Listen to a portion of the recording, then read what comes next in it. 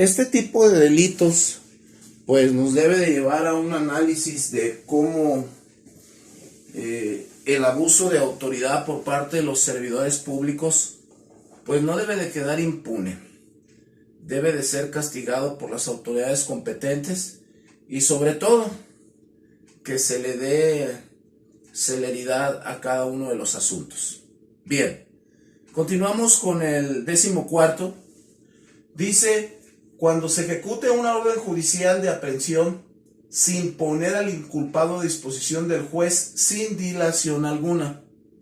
Como nos hemos dado cuenta, una de las obligaciones como servidor público, en este caso todo aquel que tenga el nombramiento de policía, tiene la obligación de poner a disposición inmediatamente a un detenido.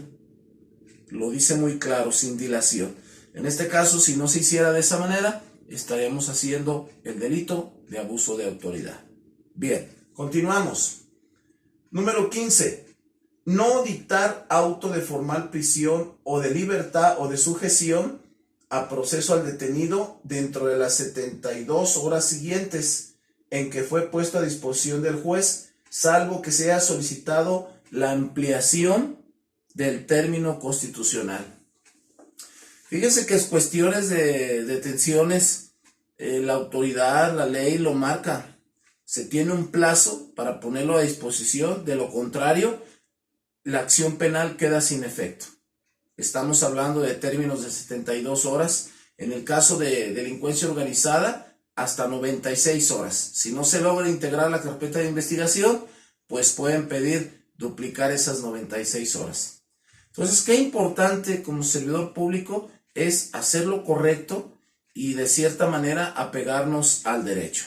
Bien, en el caso de abuso de autoridad, checando lo que es el Código Penal del Estado de Jalisco, nos dice que la penalidad será de 1 a 8 años de prisión, inhabilitación del cargo, me parece perfecto, y en el caso de que se comprobara un delito, sería la prisión preventiva. Al final de cuentas, creo que tenemos un buen sistema jurídico mexicano, simplemente es nada más adecuarlo y que las autoridades que están al frente de esto, pues cumplan con ese requerimiento que les pide la ley. Bien, continuamos. Ahora es momento de hablar de otro delito que se refiere a los servidores públicos y vamos a hablar de lo que es el uso indebido de atribuciones y facultades. Fíjense qué importante es analizar, separarlos y sobre todo entenderlos.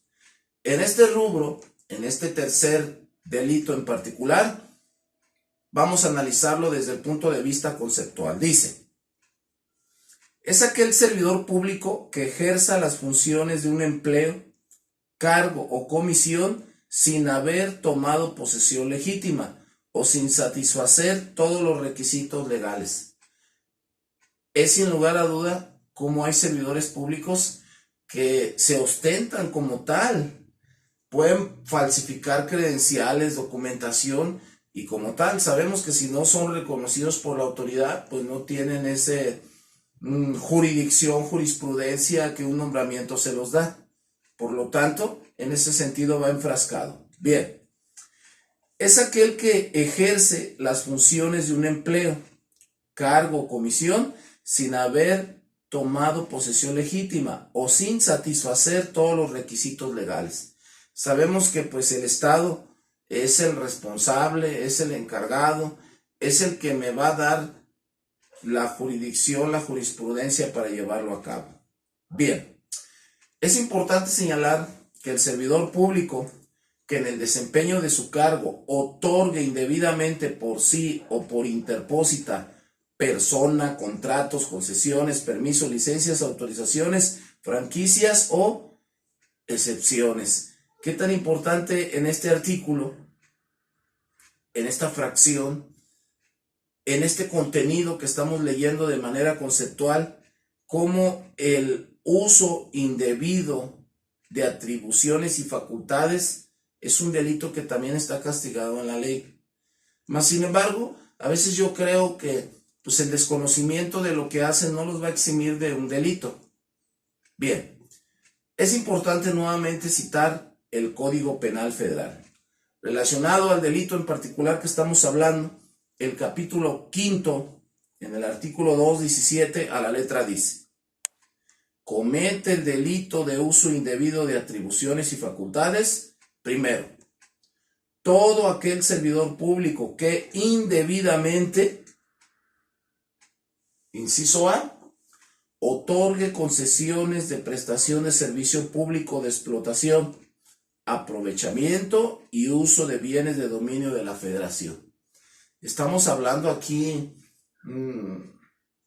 todo ese lugares, por ejemplo el Bosque de la Primavera, todos esos lugares protegidos en las playas, donde sabemos que por su naturaleza no pueden ser tocados ni modificados, mas sin embargo se conceden. Entonces estamos hablando que eso es precisamente el uso indebido de un poder que te da el Estado para manipular y para en beneficio de terceras personas, ¿sí?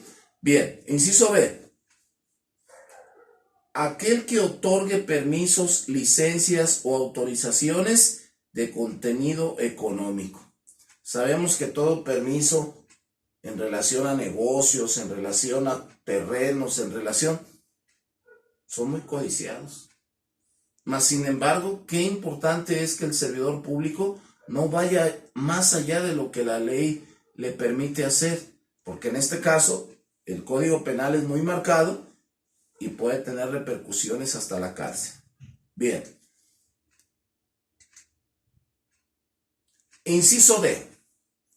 Algo que también es importante recalcar en este uso indebido de las facultades que se le da es aquel que otorgue, realice o contrate obras públicas, deuda, adquisiciones, arrendamientos, enajenaciones de bienes o servicios o colocaciones de fondo y valores con recursos económicos públicos. Fíjense qué importante es como el hablar del ejercicio indebido. Casi siempre pensamos en el servidor público que está al frente de la seguridad pública. Ustedes se dan cuenta que el servidor público pues entra en cualquier índole, administrativo, obras públicas, salud, CIAPA, reglamentos, inspección y vigilancia, infinidad de actividades que tienen los servidores públicos. Aquí lo importante es que esta ley, que es a nivel nacional, pues se lleve y se aplique a cabo. Bien, continuamos.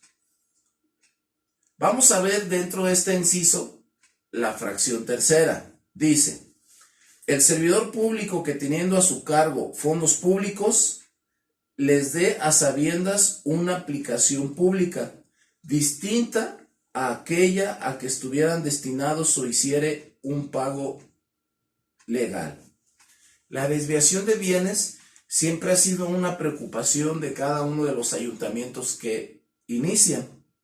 Qué importante es las auditorías, qué importante es que año con año el servidor público presente su declaración, sí, sean supervisados, pero ¿hasta dónde han quedado a deber esos servidores públicos de primer nivel?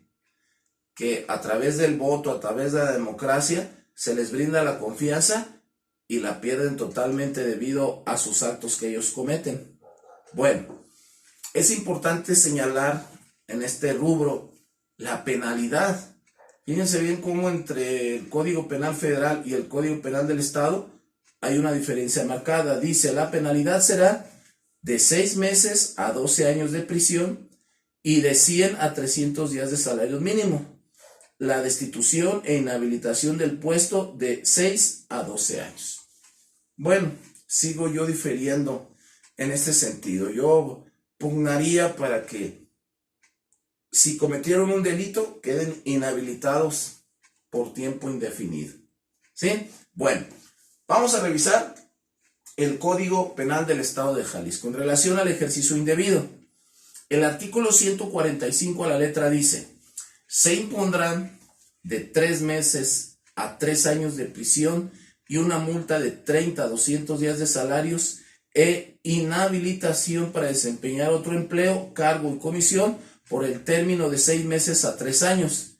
En el Código Penal, pues marca también que ese tipo de servidores públicos deben de ser destituidos en el caso previo que se dé a conocer de que estuvieran desempeñando legalmente, o a los servidores públicos que incurran en algunas de las siguientes causas. El Código Penal del Estado de Jalisco también lo enmarca de acuerdo a las necesidades que de repente se presenten. Fíjense bien, escuchen. ¿Bajo qué circunstancias? Primero, que ejerza las funciones de su empleo, cargo o comisión sin haber tomado posesión legítima o sin llenar todos los requisitos legales. Volvemos a comentar algo parecido al Código Penal Federal. ¿Cuántas personas se ostentan como servidores públicos? Y muchas veces no lo son. Qué importante la supervisión debería de ser aquí. Bien, número 2. Que continúe ejerciendo las funciones de un empleo, cargo, comisión después de haber sido notificado sobre la revocación de su nombramiento o de la suspensión o destitución decretada por quien tenga las facultades para hacerlo. Habrá servidores públicos que se aferren al puesto, que de cierta manera, en materia de delincuencia organizada, en materia de delincuencia convencional, aún sigan ostentándose como tal. Pero bueno, no debe de haber o no debe de permitirse que no haya supervisión, no sé, a través de los medios electrónicos comunicar que este servidor público ha dejado su cargo para que la gente también se dé cuenta. Y también los ciudadanos pues, estamos obligados a preguntar. Quinto, que sin habérsele admitido la renuncia de una comisión, empleo o cargo, lo abandone sin causa justificada. Fíjense también, el abandono de servicio también forma parte de este delito en particular del uso indebido. Es importante que el servidor público se comprometa y sobre todo que lleve a cabo esa labor que yo creo que es altruista, el servir a la comunidad. Y por último, número 6, en materia del uso indebido, quien abandone intencionalmente servicios de vigilancia o custodia propiciando la comisión de un delito por ausencia, lo que comúnmente llamamos el abandono del servicio, independientemente de la penalidad que le resulte como coautor. Fíjense también aquí en materia de, por ejemplo, ustedes criminalística, el hecho de abandonar una escena del crimen, dejar acordonado y no darle el seguimiento al protocolo de cadena de custodia, también es el uso indebido. Yo creo que al final de todo esto que estamos hablando, el servidor público debe de conocer todas sus obligaciones, debe de conocer sus deberes, pero también debe de conocer que si comete algo fuera de la ley, pues será sancionado. ¿Sí?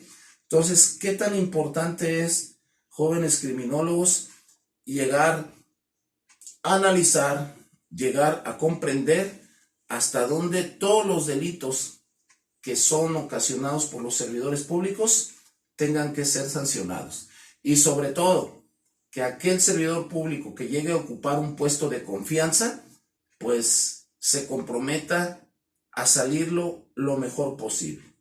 Recuerden, somos observados por la sociedad. Recuerden, nos debemos a la sociedad propiamente. Todos estos delitos que están enmarcados en un código penal federal, en un código penal del estado de Jalisco, es de conocimiento público, es de observancia general y los servidores públicos estamos obligados a conocerlos y a llevarlos a cabo.